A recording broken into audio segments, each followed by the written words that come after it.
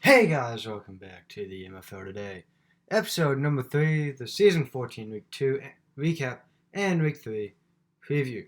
A lot of stuff to talk about today. Um, the finals from this week. Oh crap, hold on. Got so excited I forgot to play. So, the week 2 scores: Crypton beat Snowington 44-16 in Snowington. Newman traveled to Rangeburg to win 63-61 in triple overtime. The game of the year so far, longest game actually in league history, at over an hour. Now there was a couple of reviews, and Rainsburg intro is super long. And then Springfield lost to Monbeek on the road, 24-14, and then Grand City actually forfeited to JT City. So the final of that game goes down as 1-0 because it's the only score that you don't get credit for, because like I can go into the stats and put safeties caused, and I can give a stat to JT City. Now typically we do like you get 2 touchdowns and 100 total yards of offense, but that's just not realistic. And so for Grant City, he was suspended. He was punished at home. His Xbox was taken away. So therefore we've never had to use this before, but because of that, he is technically suspended from the league until June 22nd, when he said he could get it back. So, I mean, this could seem harsh to you guys, and, it's just the first time this has actually ever happened. We had it in place just in case it ever did happen, and it's finally happened. So he's going to have to forfeit all the games he misses, and it would come close to the end of the season. I mean, he might get to play 1, maybe 2 games. The ruling is right now is that if you forfeit 3 more games, you cannot come back the next season. But that was instituted after Noob City forfeited almost all of their games in season 6. But this is a different case. Noob City just didn't want to play. But in the case of Grand City, he's actually suspended, so he might be allowed to come back next season. So I don't know. Me and Talon Scott will talk about his future in the league. And so we go to the conference standings. We can do those now that it's week 2. The way this works now is it's just overall record, just like the NFL. I felt like the conference record was kind of unfair in some instances, because, like, for example, you could be, so you play 8 games, so you play 6 conference games. You could be like 2-6 and technically make the playoffs over like a 3-3 team, a 4-4 team, or 3-5 team, whatever, just because you won more conference games. I want the better teams in the playoffs. Now, we've typically always had the best teams. I don't think we've ever had a scenario quite like that, but just in case we ever do, it's just going to be overall record. So in the Redstone Conference, Crypton 2-0. Rainsburg is 1-1. Now, Rainsburg, Snowington, and Monbeek are all tied, so I'll go through the tiebreakers. Rainsburg's the only one of those 3 with the conference win, so they get bumped up to 2. And then Snowington's ahead of Monbeek because of the point differential. Snowington has a +7 point differential. Monbeek only a +3. So right now they would not make the playoffs, and it would be the second year in a row because they actually missed the playoffs in season 13 when they went 1-3, and they only win that season against Springfield. So we'll see. He's also going to have a tough stretch towards the end of his season, because of when he goes on vacation, he's going to have to play 4 games, maybe 4 to 5 games in like 4 or 3 days, something like that. So it's going to be interesting to see how his season ends up. And so then we transition over to the Power 8 Conference.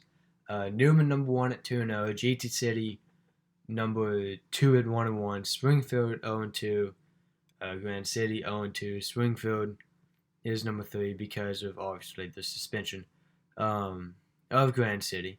So right now, Grand City could make the playoffs, and they likely won't unless he gets Xbox back tomorrow, which I doubt it. So let's go to the rankings. Heading into week number 3, Krypton jumps Newman for the number 1 spot in the country after Newman kind of struggled with Rangebook going to overtime in that game. Rangebook stays put at number 3 as Mindbake didn't really show a lot. They're number 4. Springfield drops to 5. Actually, no, I think they were 5. So basically, the only change was Krypton jumping Newman. Other than that, not a lot of shifting, especially because JT City didn't get a chance to play. And honestly, I don't know how much the rankings will actually change this season. They might change a good bit. I mean, we might have some upsets coming up. I don't know, but just looking at it, I really don't think that we're going to see a lot of movement in the rankings this season. And so our final topic, actually not final topic, I actually missed a topic. I missed the stats. We'll get to that later. The week 3 games. It's going to start off Snowington and Rangeburg. In the preseason, they tied at 16. Newman at JT City. And then the game of the week, Mindbake at Krypton, which should be a really good game. And then Springfield gets the automatic win, 1-0 over Grand City. And I'll make predictions this week. I think Rangeburg takes care of Snowington. I won't pick the Newman game because I'm actually playing in that game. And then I think Krypton beats Mindbake by an easy 3 touchdowns. Sorry to Mindbake, but and then if you want to bet point spreads, Rangeburg is a 3.5 favorite. Newman is we'll go 6.5 favorite, and then Krypton is a 10-point favorite. So if you want to bet because of those. And so now the stats, because I couldn't take a screenshot and fit them. I'll just let y'all look at this. There's really not much I can go over. There's the points given up. Then just the fun facts. And Newman's the only team with a blocked field goal as of right now. And then Snowington has the only safety in the season. Krypton caused that. Rangeburg is likely going to break the single season field goal record. The record's 11. And it's been set like 4 different times, and they've already made 7 field goals through 2 games. So look out for that. Newman's passing game is on point, as we all thought. 12 passing touchdowns and 500 passing yards so far. And Newman is actually probably going to... Newman and JT City are the only teams that I think will be fully affected by the Grand City suspension. So I think they will lose the 2 games. JT City already lost 1, but I believe Newman will lose both of their games. Newman and Rangeburg are the 2 best passing teams in the league. Newman has over 110 more yards passing-wise, but only 1 more completion in the same amount of attempts. Rushing-wise, it's actually kind of better than I thought, with Mindbake, Springfield, and Krypton really showing out. Mindbake you wouldn't think has rushed for as many yards as they have, but they really have. Rangeburg is probably the most complete team right now, just by looking at it. Krypton will probably be second, just by looking at these numbers. Now, I do think Krypton might be the best team in the league. Let's see anything. Snowington has 297 yards. They're 0 for 8 passing on the season so far. Newman's the first team in double-digit passing touchdowns. JT City and Mindbake are the only teams to throw interceptions.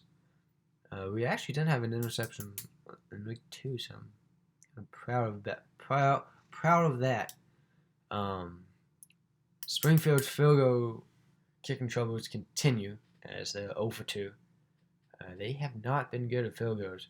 The Newman and Mindbake are the only teams with a kickoff return for a touchdown, and both of those were against Rangeburg. So Rangeburg's kick coverage you might want to look out for. points-wise, Newman leads the league with 95. Actually, no, my bad. Rainsburg leads the league with 98. Newman's second, 95. And I believe that's Creeperton is third with 85. So those three offenses have been clicking. Newman's given up 88. Rainsburg has given up 93. Other than that, the defenses have actually been kind of struggling a little bit. Just when you look at the points given up. Krypton has the best point differential as they have scored 85 and only given up 37. And I think that's about it for you guys. So I'm excited. I'm excited for this entire season. So I'm definitely excited to see how this week plays out. And hopefully you guys saw that I got the videos out like boom, boom, boom this past week. Tao has been the one to edit and stuff, but he can't really record because he's running out of space. So I've had to edit the last video so I get to upload them faster. And then you guys will probably start seeing games from my point of view again, starting in week 5, I believe, possibly week 4, because I will get the equipment back and it would just be like normal again. And just to give you guys a quick update on how when we think the season's gonna kind of play out. We think the regular season's gonna be over around the 24th to 25th. We might be able to get some playoff games in that week, but me and Tao are both gonna be on vacation. Tao is starting on the 22nd, me starting on like the 29th, I believe. So if we don't get to play playoff games then the week of July 8th through the 13th, or actually 14th, would be the end of the season. We would probably play wildcard games and semifinal games on Monday and Tuesday. Might live stream playoff games this year. I don't know.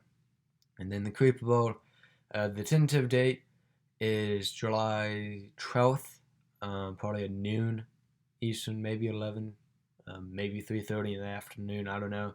But if anything, we could always just move it back to that Saturday, July 13th, whenever we can. So, yeah, just wanted to give you guys that quick update on the dates of the league. So week 3 is starting today, which is the 13th, possibly. So we will see you guys in the next couple of videos. See ya.